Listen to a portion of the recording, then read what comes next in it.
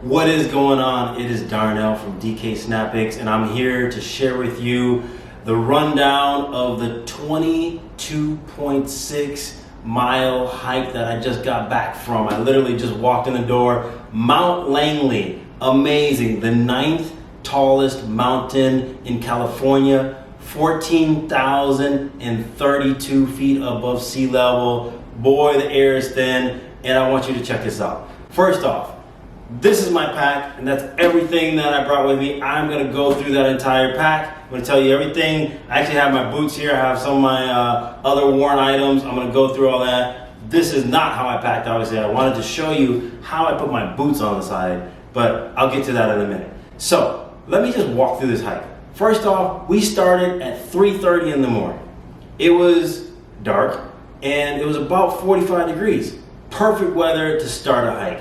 I started, and I'll get to that, I had a base layer on, I had a beanie hat, I had my gloves, I had my poles, I had long pants and my boots and short socks. That was enough to be warm to start the hike. We started up the mountain, 3:30 a.m., and we walked until about, we saw the sunrise, which was around probably 5:30, 6 o'clock in the morning. And it was beautiful. Check out some of these views from the lake. We got to that first lake. It was gorgeous. The views were beautiful. The sunrise coming out of the mountain was gorgeous. We looked over and we saw the mountains across from us, gorgeous, reflecting on the mountains. Oh my gosh, that was incredible. And then we looked over and we saw the rock face that we had to climb. It was probably 45 minutes that we were gonna climb up this face to get out of the gorge into the flat that's going to take us to what we call the Choose Your Adventure, and that's the last peak, the last stretch up to the peak. So we climb that rock face, and then we get to the flat, and now we're looking down into the gorge. And man, looking down on that lake was beautiful. It was incredible checking out that lake. I definitely recommend the hike just for that view. If you get to that point, that was the end of what we call Old Pass. New Pass takes another loop around. Old Pass takes that path straight up the gorge and up that rock face. New Pass actually comes up around the outside of the gorge and up another rock face and goes over a bit of a hill to come in. We actually went out that way. So we're at the junction at the top, and we get to the junction of New Pass and Old Pass at the top, looking down in the gorge, and then we take the flat. The flat across, we can actually see Mount Langley off in the distance, and we're going to be looking at it for the next few hours. So we cross the plateau all the way across. It was a few miles to get across. The total trip from base camp to the top of the mountain, about 11 and a half miles. 11 and a half, almost 12 miles. It was a long trip. It was a bit of a downhill to start, and then flat getting to the lake. Then we went up the rock face. Then it was pretty much flat across the plateau until we get to the first cairns, which is where what we call starts the rock climb. And so we climb off of the plateau. We actually had to hand and feet climb up about a 20-foot rock wall to get to what we call the section of Choose Your Own Adventure. And it's called Choose Your Own Adventure because the path is wherever you want to go that leads to up. It is gravel, it is rocks. There are cairns along the way, probably 5 or 6 cairns along the way. Cairns, just to give you a little rundown on what a cairn is. A cairn is the little pile of rocks that are indicators of the trail. So people take piles of rocks. These were massive piles of rocks. They pile these rocks up. They can be small, 4 or 5 rocks, but they can be big, hundreds of rocks. They give them as indicators when the path is not clear. When you can run off and go in any direction, they use cairns to show you the direction that you should be headed in. So we look for the cairns, that's the direction that we want to go, and you can zigzag or whatever your way to get there. Now, we call this next section Choose Your Own Adventure because after we came over the rock climb, it truly was paths going and zigzagging back and forth across the way because people said, we're going up. It was the steepest part of the climb, the last 1 to 2 hours or so, last few miles of the trip, and it was steep it was already at 12,000 feet. So one thing I should say, we started at about 10,000 feet. We had about 4,000 feet to climb. We went to 14,032 feet. 4,000 feet to climb. We started a little descent. It was mostly flat. And then we did probably about 1,000 feet or 2,000 feet to 1,000 feet or so up the rock face. It was maybe another 500 feet across the plateau, a gradual slope up. And then we did the last, it was probably 1,500 feet or so at the very end, just getting up that hill. And that was a slog. Choose Your Adventure was rough. It was from Cairn to Cairn, and at that point, we're at 12,000 feet above sea level. Breathing was difficult, and it was truly step over step. Maintain your pace and just go as fast as you can without overexertion. So if you have to stop, take a few steps and breathe if you can. But the best thing that I found is just find a pace that I could maintain and just put my head down with my poles and work my way through, and I got there. It was amazing. We actually passed a group of 40 or 50 people that just happened. It was 3 hiking groups that combined to happen to be hiking on the day that we went. Otherwise, there was not many people on the trail. This group was pretty much all the people on the trail. We have a very fast group, so we actually we started at the same time as probably about 70 other people, and we got up there was only 2 more people on the peak. That was actually surprising because we passed them and then they motored past us. They were moving. Those people deserve a medal for sure. We got up there was only 2 more people on the peak, and we had these amazing views. The views from the top, we could see Mount Whitney way off in the distance. We could see the valley below Lone Pine, the town of Lone Pine below. We could see pretty much all of the Sierra Nevada range. The view from the top, the summit, was beautiful. We got up to the summit. We stayed there for about an hour. We hung out on the summit for a long time. We waited. More and more people came, and then finally the last person in our group arrived. He was about 45 minutes behind us. So when he arrived, then we actually took a few pictures, hung out for a few minutes, gave him a chance to hang out for a while. So probably we waited for him about a half an hour. Let him grab some lunch on top of the summit, and then it was back down.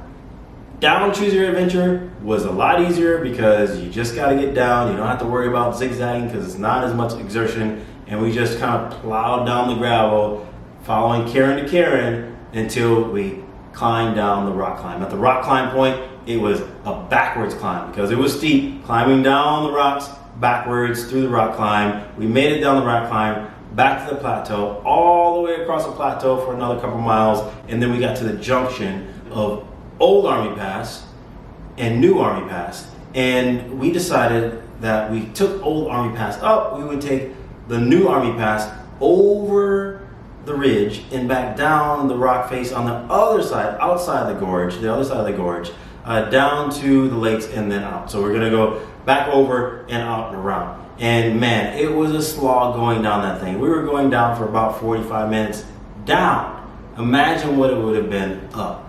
That was difficult. I'm sure we were going probably about 1,000 feet or so, maybe 1,500 feet on the way down on that rock face. We were looking down on the lakes the entire way, and it was a beautiful view looking down on the lakes.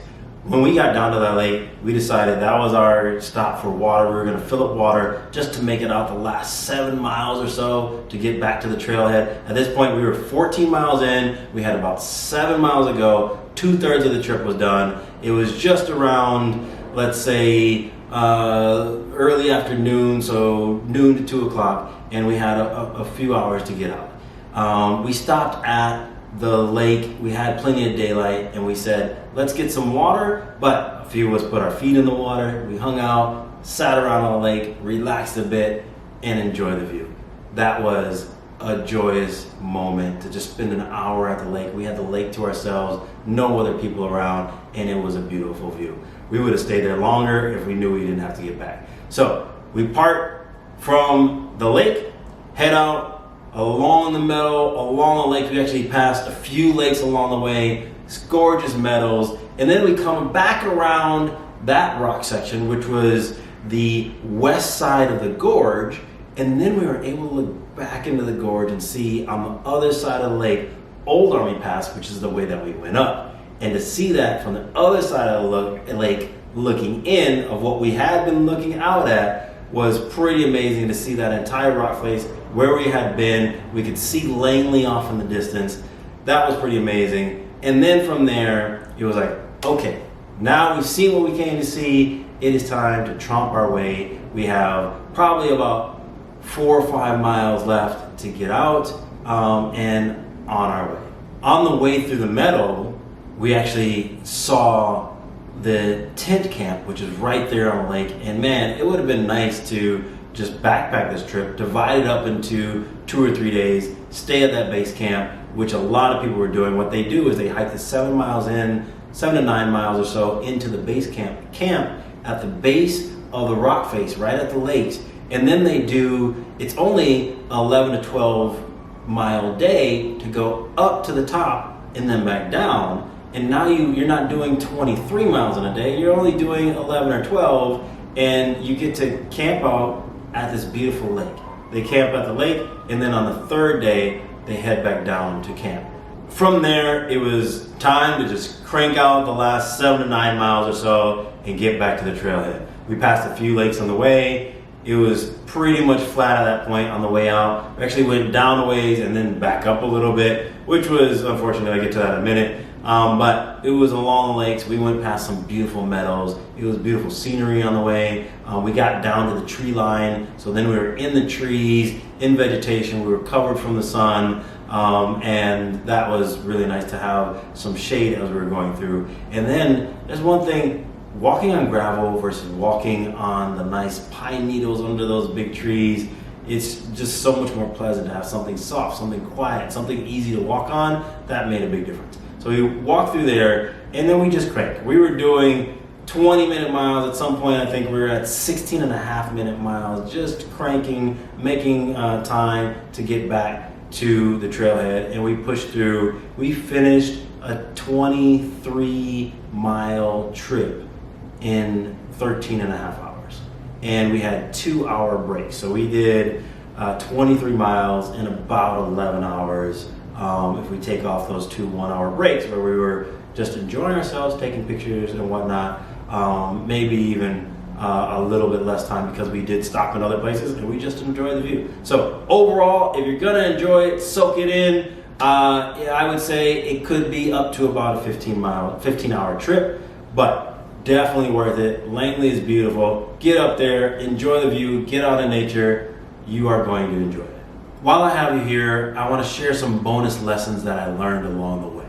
First off, I just did a 23-mile hike in 13 hours. That is what some people would think would be impossible. And I will say that it is incredibly possible. There were all kinds of people on this hike. There were older people, younger people, people that were different kinds of shapes. And they were out there being active, enjoying and seeing the amazing nature and wilderness that we have around us. So I highly recommend, and I think that just about anyone can do a hike. Maybe you won't be going at that pace, but it can be done. There were people that were up there that had a slower pace. They started maybe earlier than us, they finished later than us, but they made it to the top and they made it back down safely and comfortably. It is a hard day for everyone. It is not easy, but it is something that can be done. Now, what did I learn? One of the things that I learned is a lot of people will think about doing acclimation hikes or training hikes before. I highly recommend get out on the trail, carry your pack, wear in your boots, try out your gear, see how it fits. Get out on the trail, try out your gear so you know when you're not out there 10 miles, 15 miles and something is uncomfortable, it's not rubbing, it's not chafing, you figure that out on a short hike when it's not critical. You can go back home and adjust things. Do that before you get on your major trip. Now, secondly, you can also, as far as acclimating hikes, a lot of people do that for body conditioning. They want to get their body used to elevation and get their red blood cell count up. Now, one of the things I say about that, and I tried this and compared it to other people on my trip. They did training hikes. They were at elevation. They tried these things. I did not go to elevation. I was not there. And one thing that I found is I trained at sea level. I did an hour on the treadmill walking with my pack. I would do an hour and a half on the spin bike, pushing myself as hard as I can go comfortably. I'm not sprinting. I'm just getting up to a slightly uncomfortable pace to push myself for that extended time. What that does is it builds the mitochondria in your blood cells, in your body, to be able to store and process energy better. And it also builds up your cardiovascular strength. So you are generally fitter and in better shape.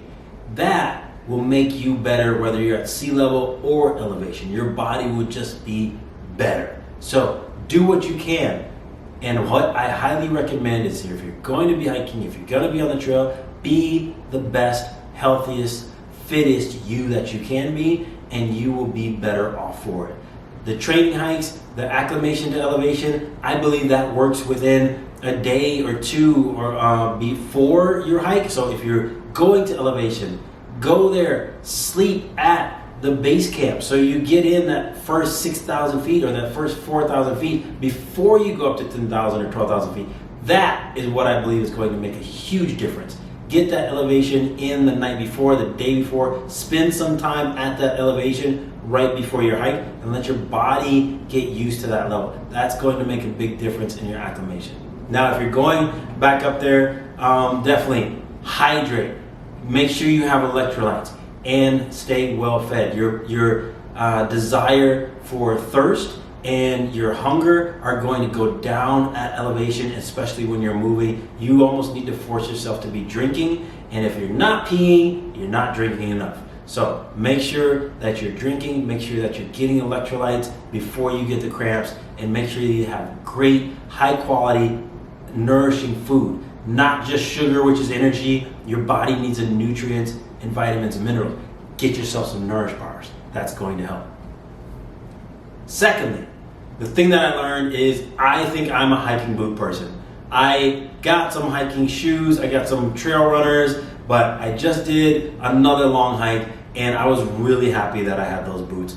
Going over those rocks, stumbling, fumbling on the gravel, it is heavier. I'm not going that fast anyway. I'm going at a walking pace. I'm not trying to run. I have a 20 to 35 pound pack on my back. I do 15 pounds maybe, whatever it is. I do not want to be at risk for turning an ankle or not having that support, and that is why I go with the hiking boot and I do the Morel Moabs and not a trail runner shoe or something lighter. I don't even do a hiking shoe because I do like that ankle support, and I did turn my ankle a couple times on this trip and it was fine because I have strong ankles from training in general and just being fit, and I do flexibility in yoga, but also I had that boot and that helped a bit to just keep me safe as well. So hiking boots.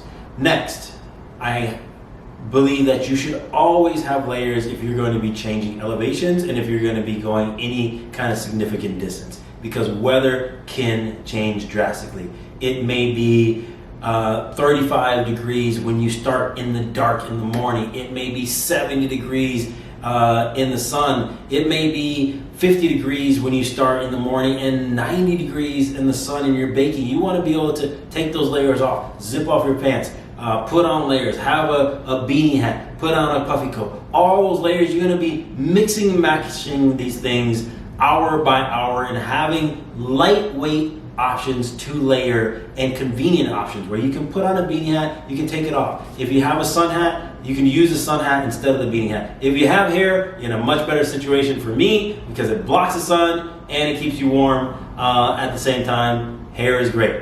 I don't have it, so lucky you. And the last lesson that I'll share with you is go at your pace. If you need to separate from your group to go at your pace, be it slower. If you are someone that wants to go faster, maybe that's okay, but you can go slower. But there are people that need to go slower. That is the pace that you should go. Don't try to go faster than your comfortable pace.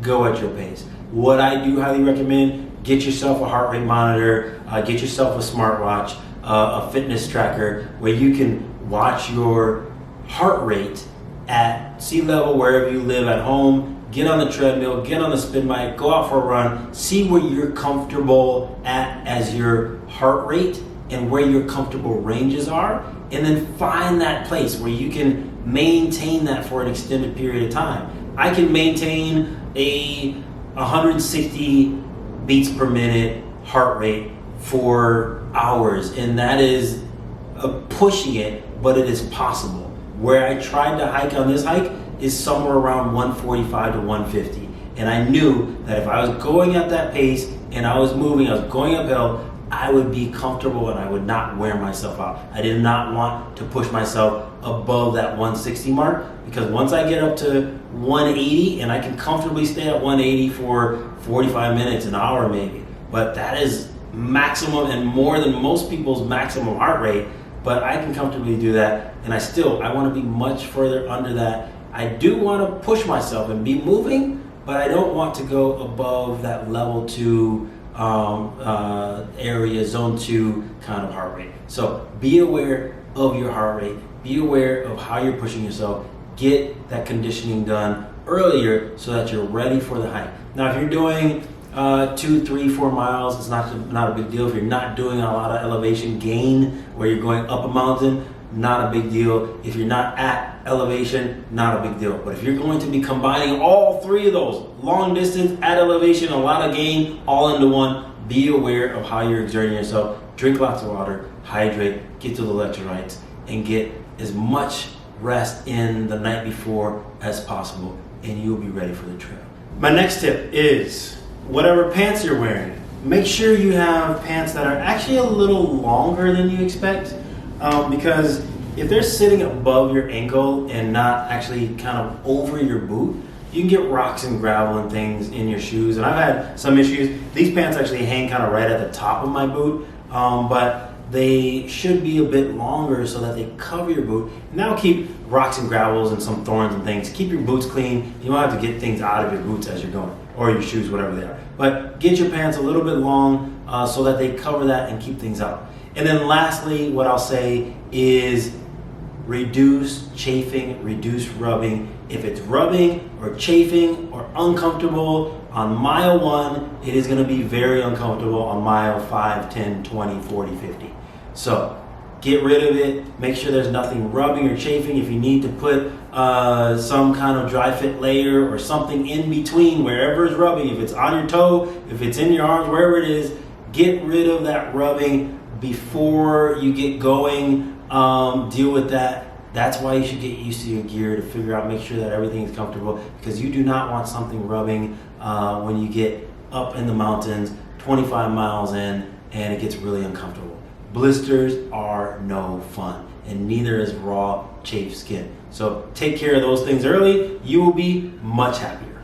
That is what I have on the journey. Now I want to get to what I had on my back. It is hiking. This was not a backpacking trip. This was a 22-mile, 13-hour hiking trip.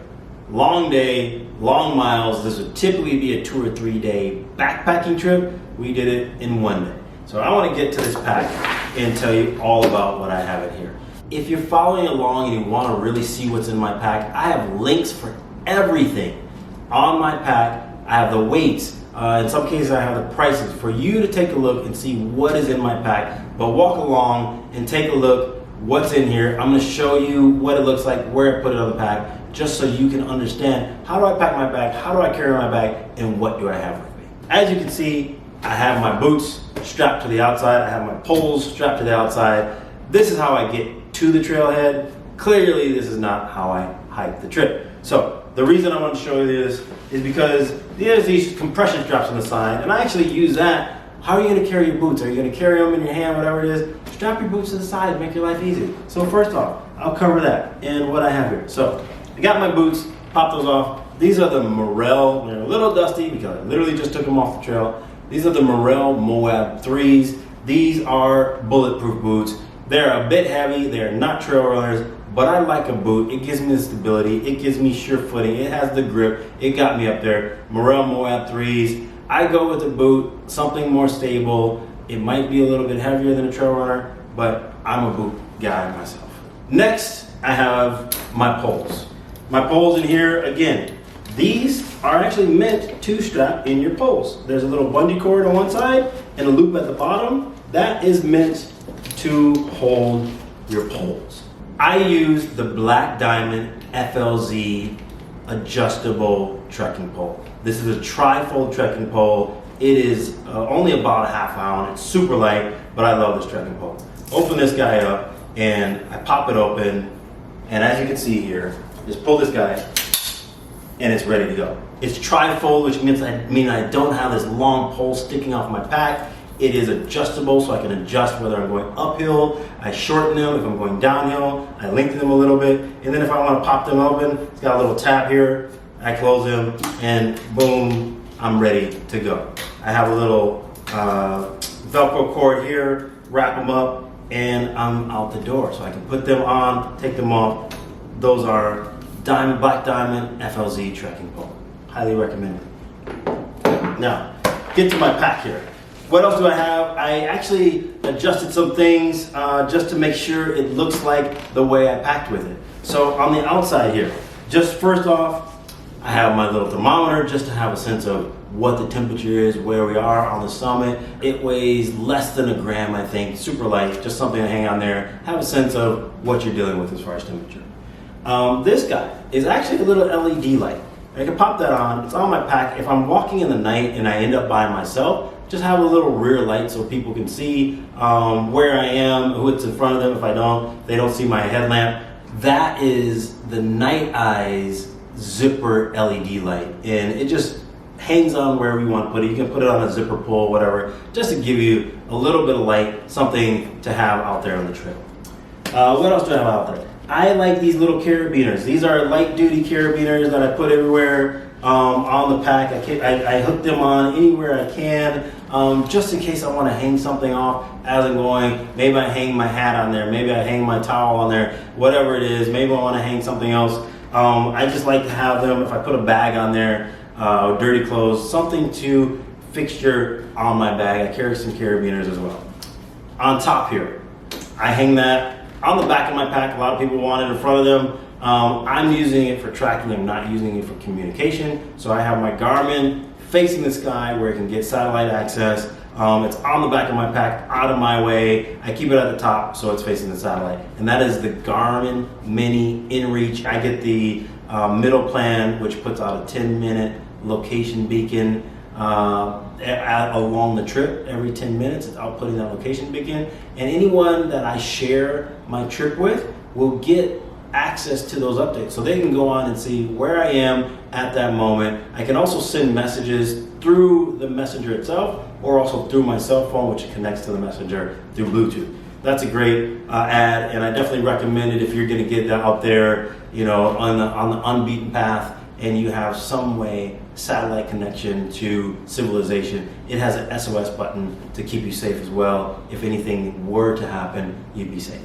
Along those lines, just one other thing that I have for safety. If all other batteries die and everything goes to hell, I have the Reco Radar Reflector. And the Reco Radar Reflector, this is just basically a passive piece of metal, and it's in here. What it allows is a helicopter or a person, whatever it is, they can go out with a radar detector. A helicopter can fly over, shoots a beam of radar down, and this thing actually reflects that radar back, and they get a different signal back, and it shows that there's a person down there, and they get a beep, and they can detect, hey, that person is down there in those woods, and there's a fire, there's an avalanche, whatever it might be. We couldn't find them. They can find that even if all batteries are gone. This lasts for a lifetime. It requires no batteries. It weighs almost nothing, and it just clips on your pack. I have it clipped on there with a carabiner, but you can see that is a very useful tool to have on there.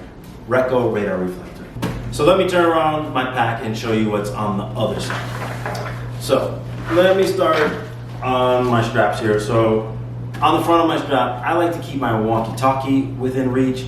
I do not keep my satellite communicator. My walkie-talkie is where I communicate. I use the Midland walkie-talkie. This thing has come in handy. on this trip. We had 4 people, or 5 people. I had 4 walkie-talkies to communicate with the group. And it's really a lifesaver to be able to chat with people along the way. If you're not going to stay side by side the entire way, if someone goes off for a bathroom break, if someone goes down to get water, someone goes ahead, whatever it is, trying to stay in connection, it just makes it a much more comfortable trip along the way to have a walkie. It allows you to communicate, allows you to separate into different parts of the group, into a faster pace and a slower pace. If anyone ends up heading off on their own, they can stay in touch with the group, and I use the Midland Walkie to do that. Also on that strap, right in hand's reach and outside of my pack, so I don't have to dig through my pack if my hands are dirty for whatever reason. Maybe it's a nature stop, whatever it might be. I have my hand sanitizer. I reach in there, pop it open, get a couple drops, hands are sanitized. On the other side of my pack, this is actually a digital SLR camera. It is the same camera that I'm actually filming this video with, but this is the Canon M50, and I'm going to pop it off here. This is the Canon M50 Mark II camera. This camera I love. It is only £1 and it takes great shots. It is an SLR, so exchangeable lenses. I only brought this lens. This is the 15mm to 45mm kit lens. It takes great pictures, but it also gives me that wide angle. It's not super wide. I would have probably liked to have the 11 to 22 lens, but this is light and it did a pretty good job, as you can see in some of the images that I shared earlier. That is the Canon M50 Mark II. One thing that I really love is the shoulder strap that I strap my camera to. This shoulder strap allows me to have my camera in reach. I don't have to have a cable. I don't have to put it back in my bag and take it off. And I can pop that on. It pops right on here and hangs on my shoulder strap as I go. Super easy access. If I see a picture, boom, it's faster than getting my cell phone out and getting it open. And this thing takes great pictures. If I want to, I can take 100 pictures, snap, snap, snap, snap, snap, and I don't have to worry about waiting for my cell phone. It's right there. I have my SLR on my shoulder and my walkie on the other shoulder. The last thing that I want to share on the outside of my pack, on these straps, is you see the tube for my hydration bladder. I am a hydration bladder kind of person. I like the easy access to drink as I go. I don't have to fumble around. Yes, it does take a bit more time to refill when I do refill, but I can refill 3 liters at a time. I fill up, I'm done. I have to use a filter bag or whatever it is anyway. I fill up, put the filter bag, and I'll get to my hydration pack when I get to the inside of my pack. But again, I have that right there on the outside. I can drink as I go, and it's much more convenient for me. Now, one thing that I always say is I do not put anything but water in my hydration pack. That means purified, filtered water. I use reverse osmosis water when I start the trip from home. I put that in there. When I'm out on the trek, I put filtered water that I go through my filter, and I'll get to that in a minute. I do not put anything but water, no noon tabs, no electrolytes, nothing, because I don't want that gross stuff growing in my water tubes or water bladder. Just water, filtered, no gross stuff in the water. So let me get to the things that are on the outside pockets of my bag. So in here, first off, pull this out, I have my sun hat. And a sun hat, some people just carry a sun hat, some carry a beanie, whatever, some people carry a visor. I like a sun hat. It keeps the sun off the top of my bald head, and this is washable. It's really light, it's foldable. I can throw it in my pack and whatnot. I can flip up the brim. It has a chin strap, so it's not gonna blow off if it gets windy. I can cinch it down, toss it in there. That is my sun hat. I also keep a wash rag.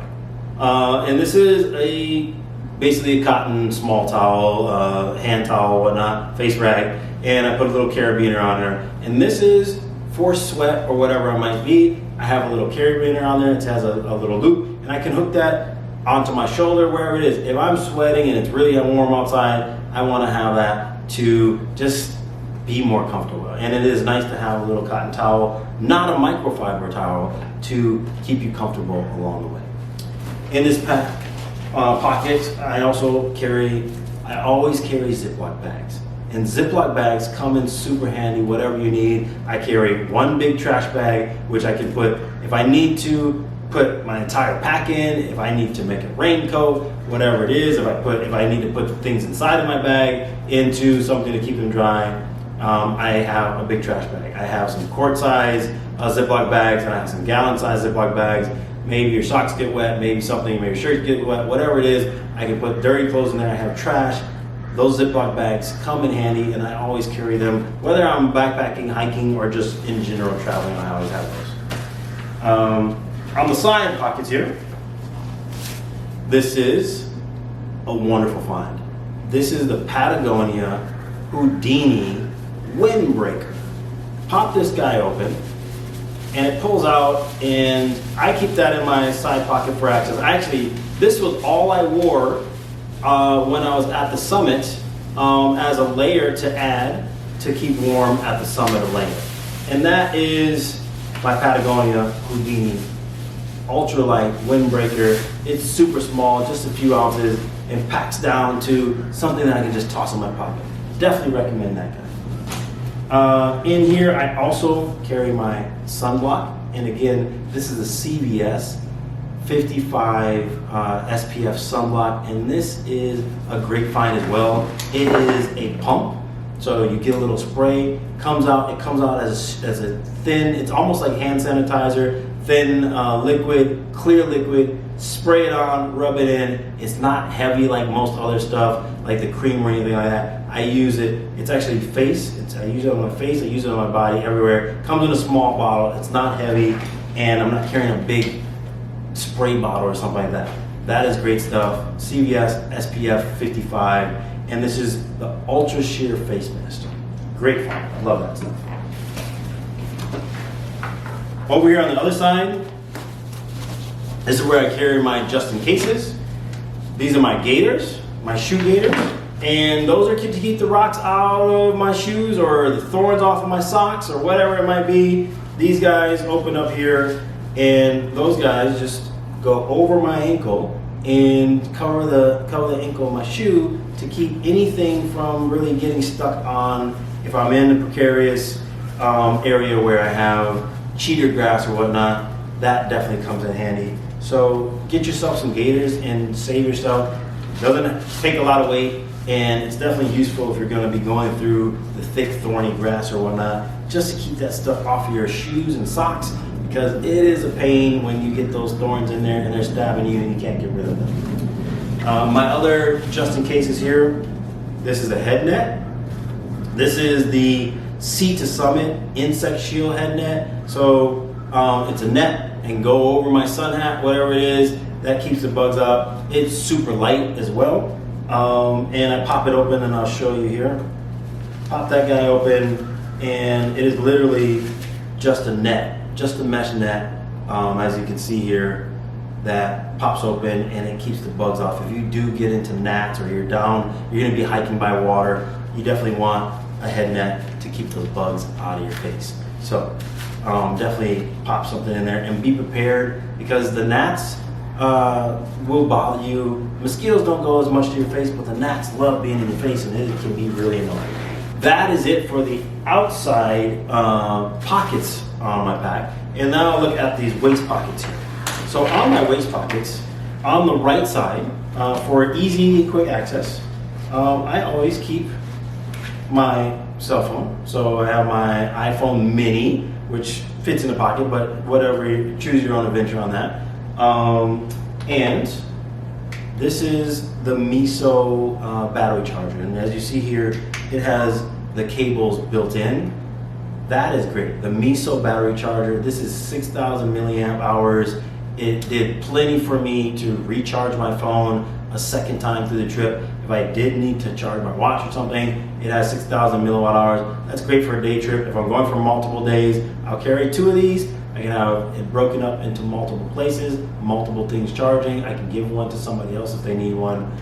That is a great find. And it has the cables built in, so I never have to look for them in my pack. And just in case, on the back side here, it has plugs. It has a USB-C, USB mini, or USB-C, USB and USB mini, I think is the one on there. On the other side over here, I keep my snack. So I always have whatever snack on the way that I can eat along the way. It's easy access, it's out of my side pocket, I don't have to dig, I keep it there. And those are Nourish bars from the Nourish Life company, which is my company. You should definitely check them out. In here is a 500 calorie meal, and that is 5 100 calorie bites that you can eat along the way. Each bite has everything you need in it. It has a mixed green salad, a bowl of oatmeal, an acai bowl, and it also has a protein shake and a handful of nuts. All of that, probably about 40 ingredients, are right in there. It has no peanuts, no fillers, no added sugars.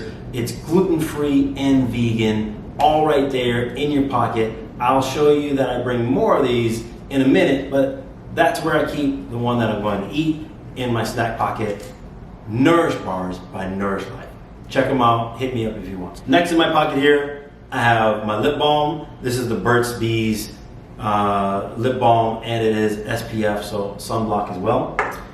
I carry my Swiss Army knife, mini, just a mini classic, so Swiss Army knife. Mini flashlight. This is a great flashlight. It does everything I need. It's light. If I just need a light and I don't want my headlamp, I keep that little mini flashlight.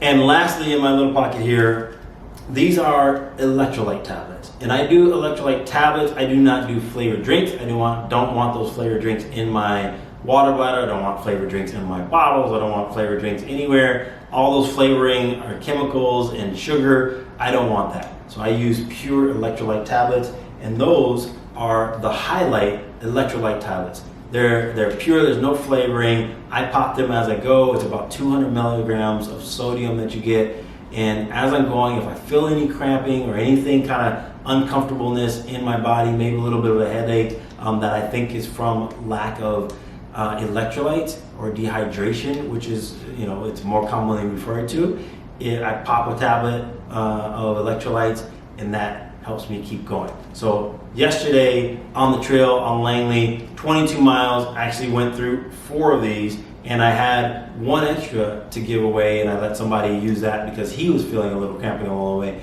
and it definitely helped him. So Highlight electrolyte tablets, highly recommended. And lastly, we have the brain of my pack on the outside up here, and I just have a few things to go through up there, and I'll get through all of those. So in here, pull that out.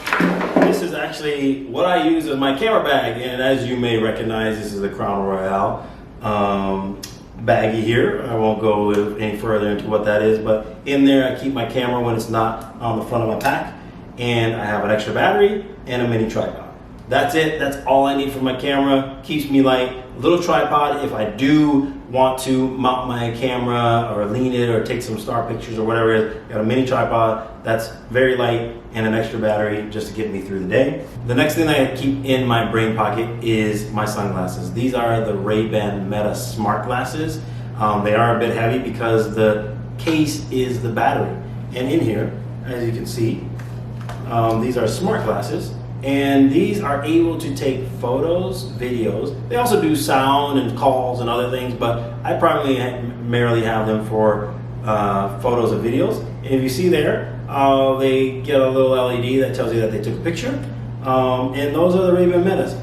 I love them. They get a little, when I'm on the trail and I see something quickly and I don't have time or don't want to spend the time digging out my phone or my camera, I can just push the button. I can take a video as I'm walking. If I'm climbing up a rock face and somebody's in front of me, I can take the video of that as I'm going. And then also, as you saw, inside my glasses case, I keep some lens wipes to keep things clear and visible. These are also prescription glasses for me. So I have prescriptions, I have a camera, I have video, all built in there, and that is a battery as well. So that gets me through the day. Next thing, I started the day wearing my headlamp. We started at 3:30 a.m. in the dark, so I was wearing my headlamp. This is the Princeton Tech headlamp, and I'll just go through there. It does red, and it also does white, and that is something that I love about that Princeton Tech.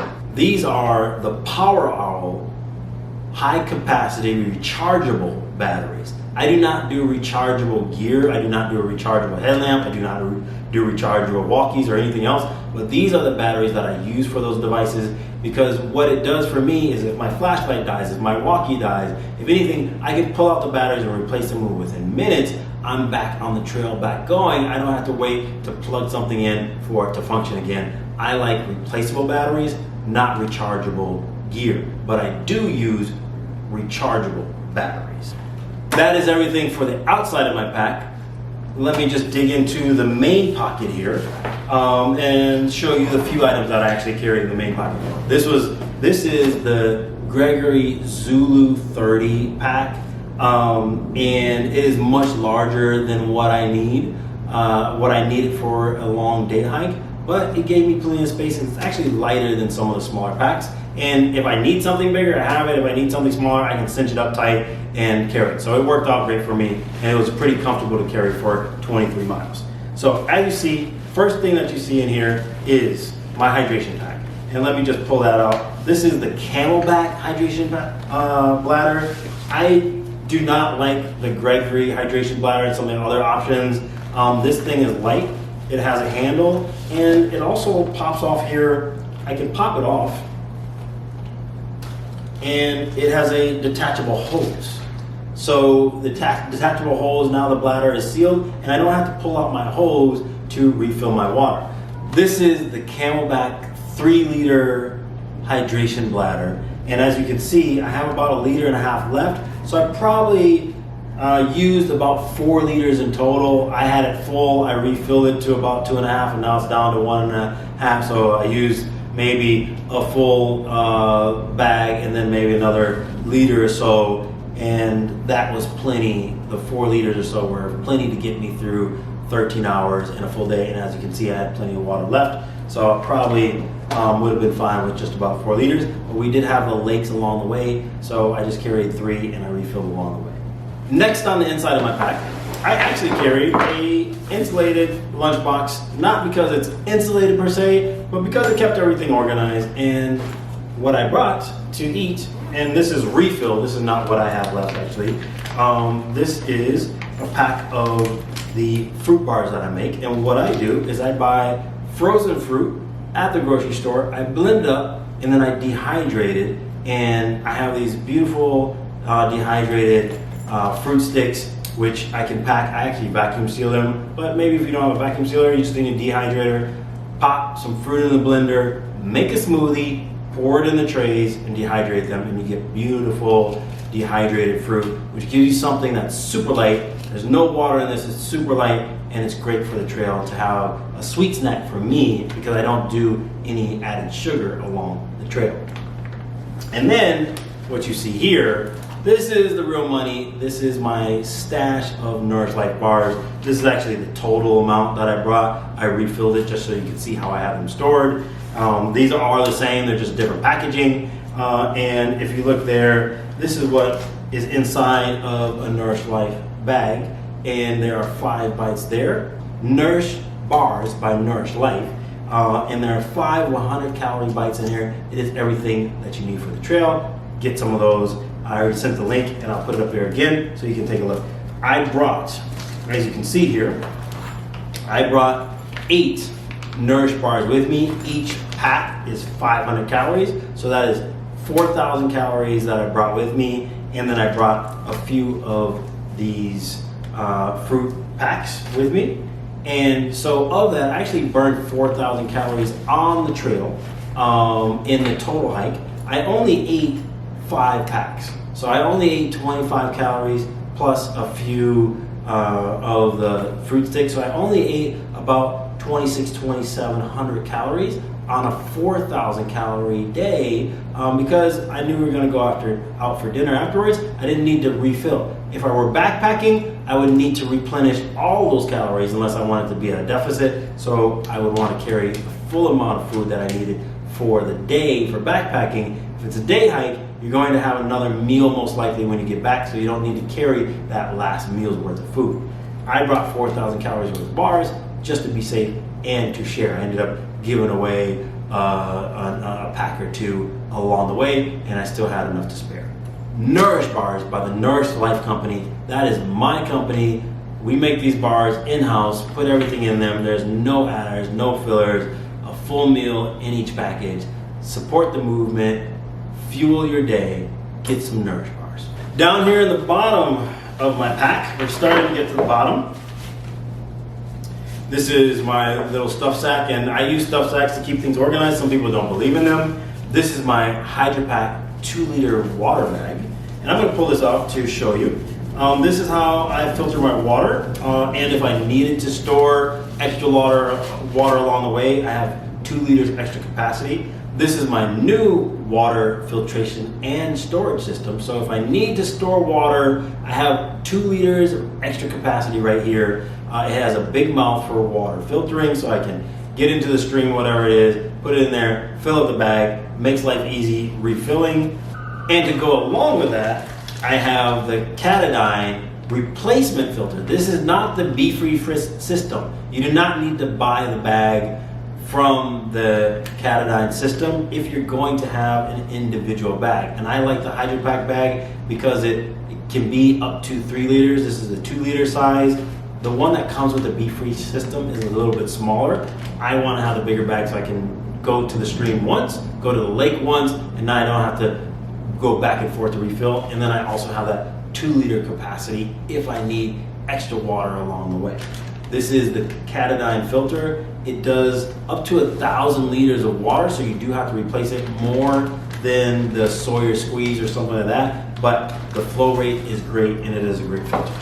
I carry paracord. This is thin twine or cord that I can use to hang, use to tie, whatever it is, use to move something around, hang something up. I just keep that. It's fairly light, but this is 20 meters of cord, 60 feet. If I needed to do something, tie something up, I carry that with me. I don't carry it when I am backpacking because my tent has paracord on it. If I'm going to tie something down, I have the cord around there. So I don't carry the extra cord, but I do carry it when I am hiking.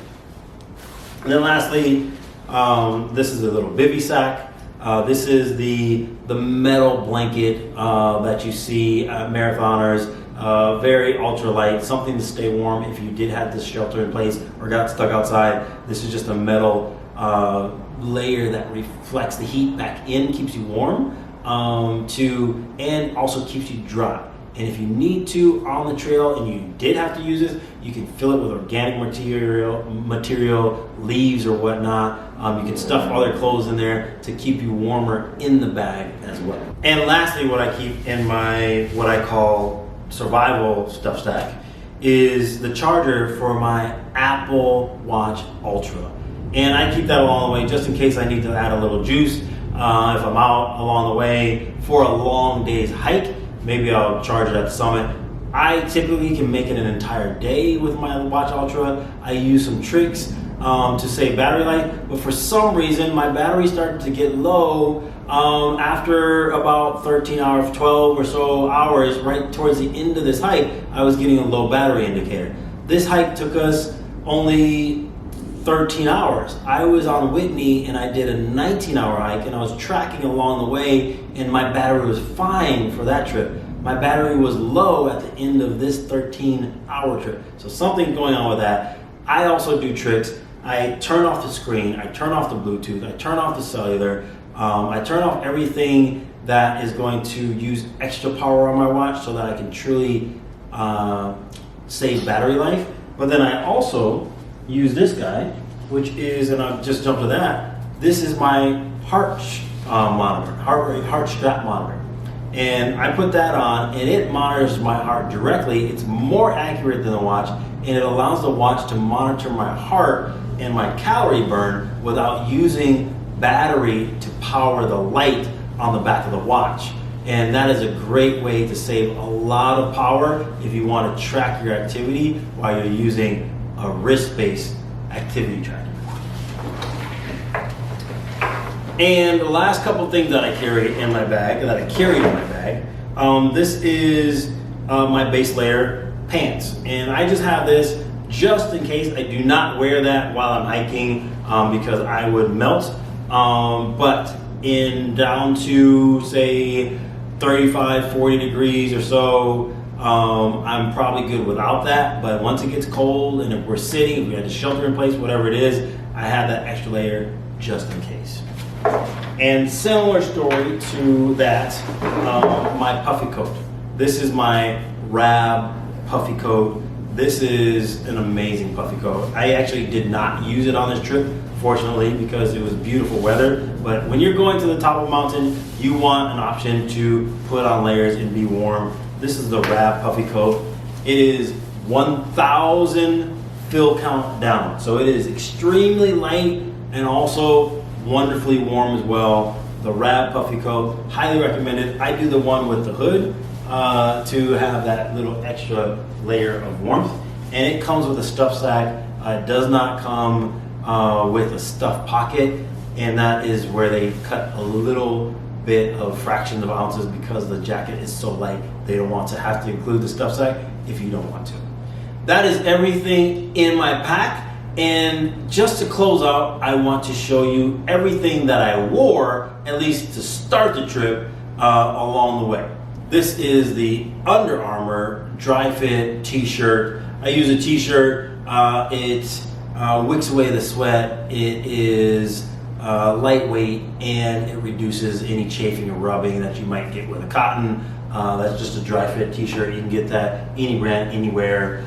Next, these are the REI zip-off pants. I use a zip-off pant just in case it gets too warm and I want to have that flexibility of zipping off. The thing that's nice about these pants is not only do they zip off, they also zip along the leg, so I don't have to take off my boot or whatnot. And that is a great convertible pant if you're looking for a pant. You don't necessarily have to get this brand or this model, but if you get a zip-off pant, make sure that you get a zip-off pant with the side zipper so you don't have to take off your boot or your shoe to take off the bottom section of your pant. The also added benefit of that is if you just want to add a little bit of air and breath to your calves or whatnot, you can zip open that side and leave the bottom of your pant attached. Also, an added benefit is if you don't want to actually zip off the entire section of your pant, you just want to add a little bit of air to the bottom section or your calf, you can zip open those side sections and just have a little bit of free flow to get some air in there and cool you off a bit. Next, I have just a regular Hanes cotton performance sock, and performance because it has the cushion bottom, and you want a cushion sock while you're hiking and backpacking. You don't want a thin sock because then you'll get rubbing and you'll get blisters. All hiking socks are typically thicker, and the reason for that is they give you that cushion and they protect your feet from rubbing around and just a little bit of margin for your foot to move inside your shoe. So that is why hiking socks are typically thicker than sports socks or something where you're running around and you're in a running shoe. But I just use an ankle height. This goes over the top of my 3/4 boot. I want to make sure that it does go over the top of the 3/4 boot so it's not rubbing, but I don't need something all the way up my leg, and that is plenty warm for the hike that we did. I don't need something going all the way up. The next thing I have is a pair of gloves. These definitely came in handy. My hands got a little chilly along the way, especially because I was using my poles. But even with that, I did put my hands inside the palm of the glove to stay a little warm along the way, and that was possible. But it was enough for the way. It did not get that cold along this hike, so these gloves were plenty for that. They are a lightweight sports glove, so not something that's going to keep you extremely warm if you're in 30-degree temperature, but you are moving, you are generating heat, and these keep me plenty warm. I actually did keep these on even as it got plenty warm to take them off, because at that point it was keeping me from the trekking pole and just keeping the sweat and the rubbing on the trekking pole down. Once it got extra warm and the sun came out, it was full sun on the way down, I took the gloves off for sure. But all the way up to the summit, I think I had the gloves on the whole way. Then this is my belt. I spoke about this before, but this is a carbon fiber buckle. This is a REI belt that I got a long time ago, but it is not necessarily lightweight, but it is very durable in the carbon fiber. I can adjust the size in infinite increments as I go. So if I want to tighten it up or loosen it up as I go, I can do that. That comes in handy much more than a buckle that has set increments. So I do recommend that if you are going to carry a belt, something adjustable, because you may want to hike it up or let it loose along the way. I have my beanie hat here. This is actually a little sleep hat. It is linked on my link, but it's a very thin hat. This kept me warm enough. This was all I wore over my head, and then I put my headlamp over that. And then once it got warmer out and sunny, I switched from the beanie hat to the sun hat, and that was plenty. Some people don't believe in having multiple head covers. I had my beanie hat, I had my sun hat, I had a hood on my windbreaker, and I have a hood on my puffy coat. But I'm not wearing those all at the same time, so I like to be able to mix and match. I actually just wore this. Is my base layer. This was the warmest thing that I wore the entire trip, except for the summit when I put on my windbreaker. But I hiked all the way to the top, and once the wind got to me, because we were waiting at the summit for about a half an hour, I put on my windbreaker just to keep the wind off since we weren't hiking anymore. But up to that point, I just did a base layer. This is just a medium weight base layer. It's not ultra light, but it's something that I probably got at Target years and years ago. It keeps me warm enough. I've used it on mini hikes. It is good for what it is. It kept me warm, and I actually wore it partway down because it kept all the sun, and then when it got just too warm, I took that and the windbreaker off, and I just went with a t-shirt. And then lastly, of all the things that I wore are my REI boxers. These are synthetic, not cotton, so it does reduce any of the chafing, but they're lightweight and they wick away moisture as well. So that is everything that I wore. That is everything that I had in my pack, everything that I brought with me to the top of Mount Langley, 23 miles, 13 hours. That is my breakdown of my trip up and down Mount Langley Mountain, 14,032 feet. That is everything that I had in my pack. That is my experience. That is everything that I wore, and those are my tips for making it work and being successful and doing it comfortably and safely. I hope your next trip into nature is fabulous. I am Darnell, and you can find me on Instagram at DKLiveFit. Thank you for watching. I'll see you next time.